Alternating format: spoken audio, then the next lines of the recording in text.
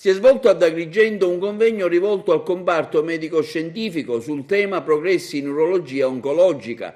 Presidente e responsabile scientifico dell'iniziativa il dottor Alfredo Butera. Tanti relatori presenti che hanno dibattuto su tematiche relative al carcinoma della prostata e a quello della vescica. Oggi abbiamo fatto un incontro multidisciplinare in cui oncologi, urologi, radioterapisti e direi anche fisioterapisti si incontrano per studiare le problematiche, per verificare le problematiche dei pazienti operati sia per carcinoma della prostata che per carcinoma della vescica. Ecco, quali istanze arrivano in particolare dalla platea?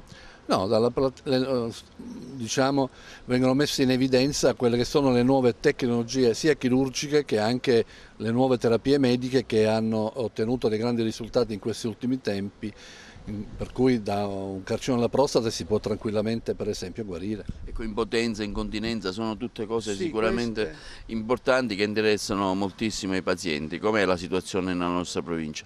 Diciamo che questi sono quelli che sono gli effetti collaterali di un trattamento chirurgico, direi effetti collaterali inevitabili che diciamo, necessitano poi successivamente di un intervento di fisioterapia, di riabilitazione del pavimento pelvico per evitare quelli che sono gli effetti collaterali che lei ha descritto. Certo dobbiamo sviluppare, ma non è solo un problema di carenza di questa provincia, io direi che è una carenza siciliana, quella che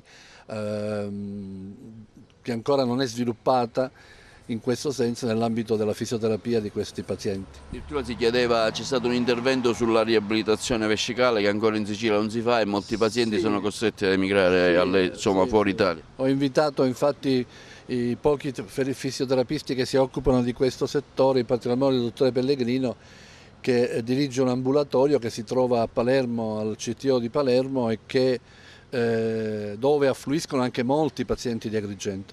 Noi qui focalizziamo i nostri interventi li focalizziamo sui tumori, quindi prettamente parliamo di urologia oncologica, quindi tumore della prostata e tumore della vescica in particolare. Dottor Paolo Tralongo qui ad Agrigento ha voluto relazionare a questo importante aggiornamento professionale dal tema progressi in urologia oncologica. Sì, infatti l'argomento è estremamente importante e di intrigante attualità, nel senso che la ricerca scientifica oggi ha prodotto una serie di possibilità che fino a pochi anni fa erano insperabili, possibilità che sono declinabili sia sotto il profilo diagnostico che sotto il profilo terapeutico e che contribuiscono in maniera determinante a migliorare quella che è la possibilità di vita in termini quantitativi ma anche in termini qualitativi, cioè vivere con maggiore quantità e vivere con migliore qualità.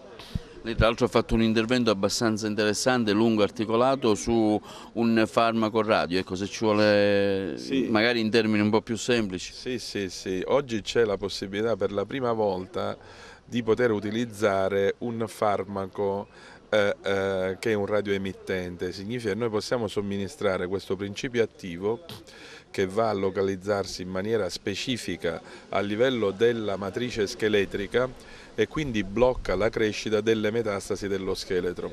Questo è un argomento estremamente importante perché sotto il profilo dei numeri il 90% dei pazienti che hanno un cancro della prostata progrediscono a livello scheletrico, quindi la possibilità di ottenere un farmaco che è somministrato ne blocca l'evoluzione delle metastasi in una sede elettiva per la progressione di malattia è una grandissima opportunità e tutti gli studi pubblicati a livello internazionale su questo farmaco indicano che è in grado di bloccare a tal punto l'evoluzione della malattia da migliorare la sopravvivenza. Questo accade per la prima volta.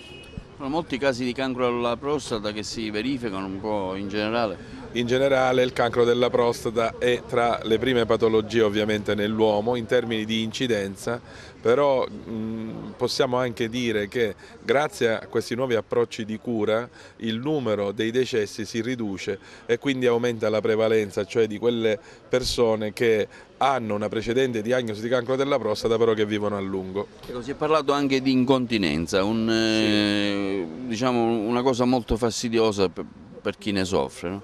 Chiaramente nel momento in cui è richiesta come atto di cura un intervento chirurgico di rimozione del tumore primitivo, uno degli effetti collaterali può essere rappresentato dall'incontinenza che, come giustamente diceva lei, può compromettere in maniera importante la qualità di vita. Ci sono delle opzioni che sono di tipo riabilitativo nel caso in cui questo accade, o in alternativa ci può essere anche la possibilità di utilizzare per quanto possibile metodiche diciamo di contenimento alternative che cercano di ridurre al minimo questo evento collaterale. Arrivavano delle istanze circa la possibilità di fare in Sicilia la riabilitazione vescicale, cosa che attualmente diciamo, non c'è una convenzione e quindi molti pazienti sono costretti a farlo al nord. Il suo punto di vista? Il mio punto di vista è che noi dobbiamo guardare anche in Sicilia a quella che è la prospettiva della riabilitazione, e la riabilitazione è un punto importante dell'assistenza al paziente oncologico, lo è per la prostata ma lo è per numerose patologie neoplastiche.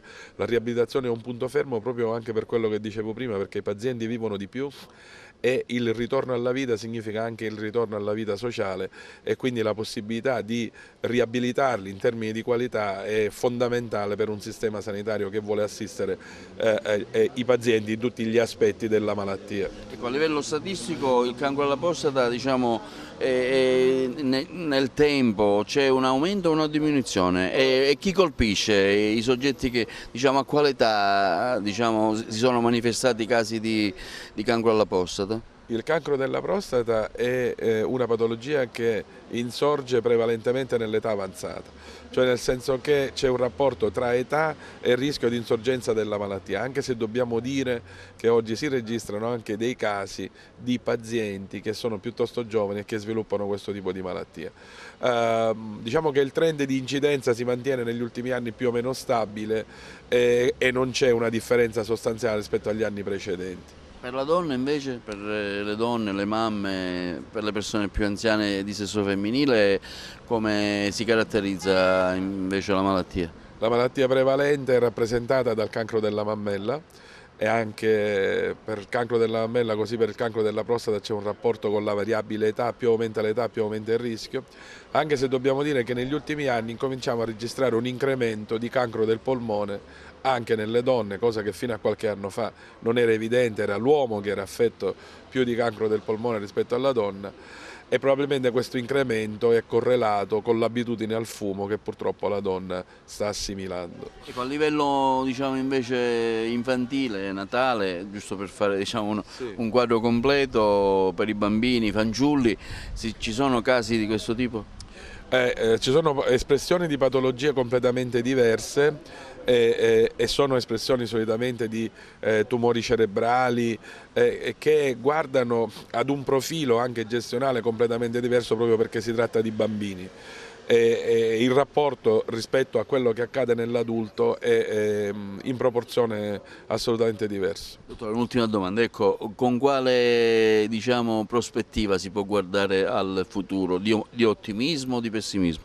Ma guardi, la malattia oncologica è una malattia grave ed è una malattia importante, però mentre fino a 10 anni fa, 15 anni fa, la malattia oncologica era assimilabile tra virgolette anche come fatto sociale alla morte, oggi non lo è più. Oggi stiamo discutendo, e di questo ce ne stiamo occupando anche noi a Siracusa in prima persona, di quella che può essere la prospettiva di questi pazienti che in numero sempre maggiore hanno la possibilità di guarire. Per esempio in questo minuto in Italia ci sono 3 milioni e 100 di pazienti che vivono dopo una pregressa diagnosi di cancro, e di questi 700.000 sono guariti, e quando indichiamo il termine di guariti indichiamo che il rischio di morire per il cancro si è azzerato, è sovrapponibile a quello della popolazione generale di pari sesso ed età. Quindi quello che stiamo cercando di comprendere è come dare risposte a questi pazienti. Io sono ottimista se considero questi numeri. Quindi diminuisce il gap dei viaggi della speranza in Sicilia, diciamo, abbiamo strutture che, diciamo, riescono a competere con il nord? Io credo di sì, in termini di organizzazione e anche in termini di ricerca. Io credo che questo gap si sta riducendo, è chiaro che va continuamente sostenuto ed alimentato.